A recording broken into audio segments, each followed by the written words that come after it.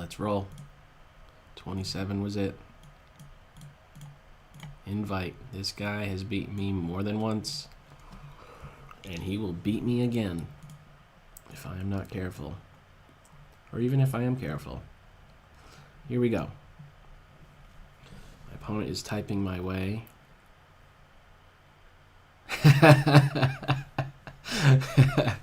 They are typing, watch out your queen. Watch out for the queen. That's true. Now you mute the stream. You quit talking and mute the stream. Okay, let's go. Queen's Gambit. Accepted, declined, declined. It's a Queen's Gambit declined. Martial defense is what they're calling it. The Martial defense. Okay, I've seen this before. Who here is a fan of the Martial defense? This is not so common in top play. Why not? Does anybody know? Gives up the center for one thing. 2-to-1 advantage in the center. Okay, so this is what is this? Some Martial Gambit? I'm usually one to just say, you know what, no thanks to Gambits, but I might say thanks to this one. DC, Knight C, and Knight F3, pawn push. I'm gonna take it and say pretty much, show me. This is the show me variation. So let's see. Black is definitely they have a space advantage. I think I just keep developing. Let's see. My knight, I'm assuming, is going to get pinned, and it's not getting pinned. I was mistaken. Now, how to recapture? Pawn takes. That way, if he comes under more fire, I could take, or I could play my bishop here, or just take with my knight, so I don't have to worry about a pin. If I take with my knight and bishop c5, I think I'll just take the knight. The queen's come off the board, but I'm still up a pawn. I'm gonna go with that, just to sidestep these this potential pin with the bishop playing to g4. And well, I guess I could play more aggressive as well, since I don't have to contend with the potential pin. I don't have to play something like bishop e2. Okay, that is a check, but I have some decent options. Counterattacking bishop d2 stuff, or just bring my knight out. I don't see any issue with just bringing the knight out. If attacked again, I think I'll play bishop d2, unless that move is played. What about queen c2 or here? Now, queen here. Yeah, this is fine. Queen c2. I was thinking for a second the bishop could play to f5. Not the case. My knight is covering it.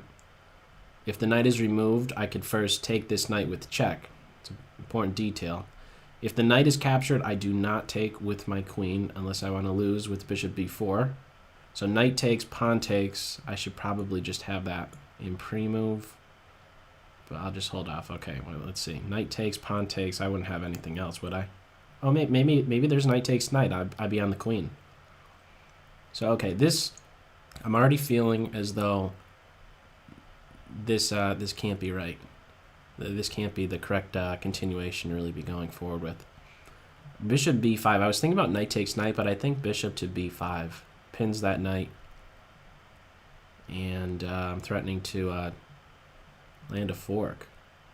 Yeah. So wait a second. No, this is okay. It's pinned. Knight is pinned. If knight takes knight, okay, I really don't have any fear, because I'm up a pawn. I'll have some trouble with getting my dark square bishop out, but I'm not really behind in development. And usually if you're going to give up a pawn, that's one of the forms of compensation, is just to have a lead in development, but I think it's beyond that point right now. The black does not have a lead in development. I will castle next, and as soon as I do that, I'm actually, it's maybe rare to hear it, but I'm castling with tempo. I'm getting out of this pin, and by getting out of the pin, I'm threatening e4. Okay. I guess just take this knight with the bishop. My first thought is to do it with the bishop, because if I take with the knight, pawn recaptures, it's back to black having the move. And in an open position like this, I think I want to be more direct. However, maybe there's not even a need to even take on this square. Is this knight even going anywhere? He's not. If he goes somewhere, I take here with check, and the king is pulled out. So there's no need, in other words, to take on c6. Instead, now I'm threatening e4. The knight could take here, but again, I take here with check first. And then I recapture, and then this king is very exposed. So I'll be taking here if black does not do something about that. I guess I could consider recapturing with my queen if knight takes knight. So since I'm off of the e1 square and there is no bishop b4. So let's see, 2 minutes to figure things out. I'm still up that pawn. And my opponent is the side who is actually a bit behind in development. Capturing, okay, we're not having that. I think I like taking like this. Let's see what black does. Taking with the pawn, yep, okay. So I'm gonna come back and I'm boxing this knight out. And I guess finishing up, I could go b3, bishop b2, or bishop d2, just threatening to move my knight somewhere. But actually, what I do like best... No, maybe I should do this.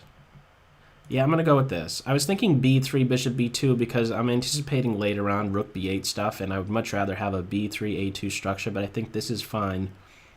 The other thing is I might want to reroute my knight to e2, and then play my bishop to c3. I think my knight being on f4 can be quite disruptive, or even d4. But as it stands right now, he's just kind of out of play. Let's get him doing something. He was boxed out. Actually, no, he wasn't. I could have played here. That was stupid. The queen is unprotected, so I had that knight move. Let's try it again. Maybe I could get here. Maybe I could still get here. I would have picked up the dark square bishop and then played here, and I think it would have been much cleaner. Much cleaner. I should have just gone here right away. I'm going about this d5 square in a highly indirect way. c3 d5 is much better than e2 f4 d5. Keep that in mind. Alright, so I have checking possibilities. And okay, he's being protected. Half open file. I'm still threatening knight to d5. My opponent is back a minute. 1 minute warning. I have a minute plus. 30-second warning. Okay, now I could do this, but I think I just want to take this knight out first. What has my concern? Anything I could just take here? Why not do that? I'm just going to take that. And this. And then I still have checks. I still have this move available, but not anymore. Okay, just right here. I have potential mate threats on g7 now. And of course, the queen trade is happening. Queen trade is happening. Just back up, knight d5. Place that I wanted to go for quite some time. And just defend. No time here. Double rooks. And cleanest approach is just to keep trading. And I'm actually picking up another pawn. Watch out for back rank mates. That's my last concern. My last concern is back rank mates. No back rank mates. My king, I moved my f pawn just so I could get my king closer. This is my passed pawn. Still getting closer. Pushing my passed pawn. Actually, I should have played here. This was poor technique. I should have played to c4 just to not even allow this activity. So this was a bad idea. But what I could do, the clean approach, I believe, to this is to just play rook to e3 and then push my pawn, even if I drop this guy.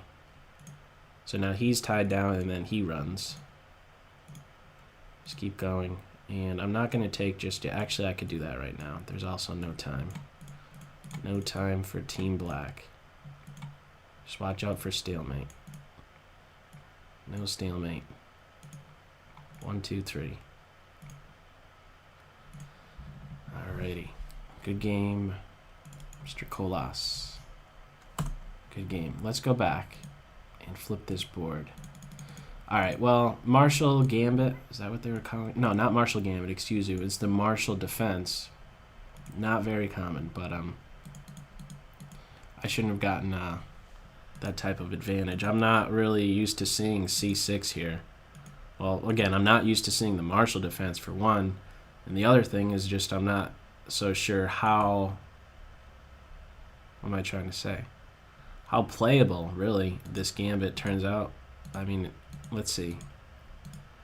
What I actually had some fear. I am kind of seeing some compensation for black, but not how it was eventually played. Like right here, after knight f3, you capture, and I think capturing makes things easier for me right now.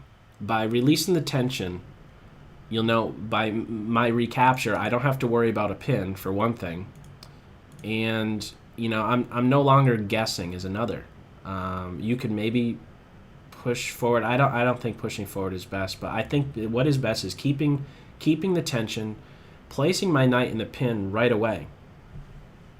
And let me retract something right here, because I just said I don't think pushing is maybe a good idea, but it is certainly something I'm going to be thinking about if your bishop is on g4. So bishop g4, I'm the one who's guessing a little bit here. And after bishop g4, if I break the pin, which I think is going to be my #1 candidate move, or one of my candidate moves is going to be bishop to e2, then maybe you could take here and then take my bishop and then regain a pawn or something.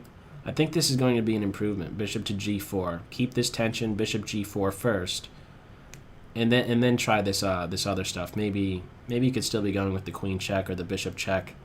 Although I don't know how much difficulty black poses on white with these the queen and the bishop maybe putting pressure on this diagonal. I think it's, I don't know, I kind of chalk it up as being more on the not too difficult to defend side of things. It's not so.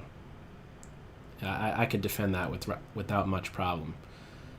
So anyhow, bishop g4 I think is going to be better, and well, if there isn't going to be anything happening against that knight, this turns out to backfire, really, because I parry the threat. Or yeah, I parry the threat and throw a threat of my own. And I'm developing, right? My queen is out. You really can't get at her just yet with like knight b4 stuff. I'm out here developing, pinning your knight, and after I castle, now there's another threat. So I think this also just kind of backfires the idea to try and put pressure on the knight, and it also, more long term, it sets you up to be tactically vulnerable along this diagonal, right? You're not really going to castle queenside. So let's just say, hypothetically, let's just run with the idea that you get the pawn back at some point as a result of this f4 move to secure this knight's position. There's with such an open position, maybe, and who knows how it's going to work out, but maybe there's a way that I could be taking advantage of this weakened diagonal against black. So maybe two reasons, like if that was your idea, knight e5 with f5 to follow, a reason to maybe shy away from that. But anyhow, okay, yeah, there's just not going to be any compensation. It's like I was saying, when we did get to this point, I had knight d5, but I just moving too quick, I guess. I was wanting to get to f4, but I could just jump into d5, get the dark square bishop, and then get on this diagonal or something. Okay. Good game, Colas.